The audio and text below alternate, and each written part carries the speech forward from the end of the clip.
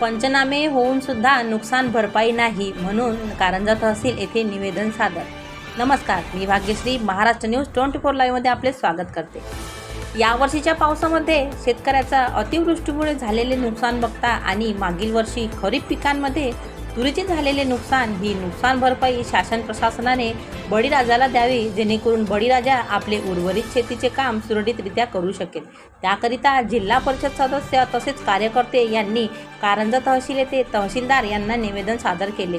निवेदनाअंतर्गत दिनांक 27 डिसेंबर 2021 दरम्यान कारंजा तालुक्यातील कामरगाव सर्कलमध्ये अतिवृष्टीमुळे मोठ्या प्रमाणात शेतीचे नुकसान झाले होते। दिनांक 28 डिसेंबर 2021ला शेतीचे पंचनामे करून सुद्धा शासनाकडून कुठल्याही प्रकारची व कोणत्याही प्रकारची शेतकऱ्यांना नुकसान भरपाई मिळालेली नाही।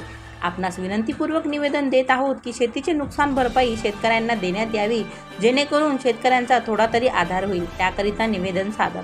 निवेदन देते वेळेस वाशिम जिल्हा परिषद सदस्या सौ मीनाताई भोने तसेच सहकार्यकर्ते उपस्थित होते। कारंजा प्रतिनिधी विनोद नंदागौडी। नमस्कार।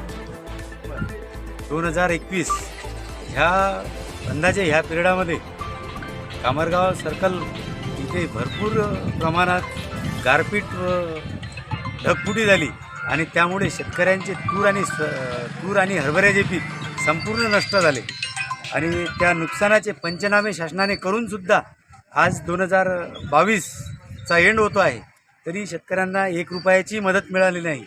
अशा परिस्थितीत आज सततच्या पावसामुळे शेतकरी हा हवालदिल असून त्या शेतकऱ्याला येत्या 8 दिवसात शासन व प्रशासनाने मदत करून सहकार्य करावे। धन्यवाद। सांगा तुमचं नाव। मी मीनाताई भोने, जिल्हा परिषद सदस्य कामरगाव।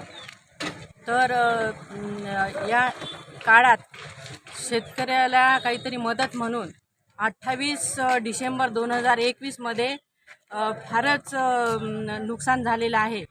पुण्यातरी भागात ढगफुटीसुद्धा झालेली आहे, तरी शासनाने जरूर लक्ष देऊन शेतकऱ्याची भरपाई देण्यात यावी अशी माझी नम्र विनंती आहे शासनाला।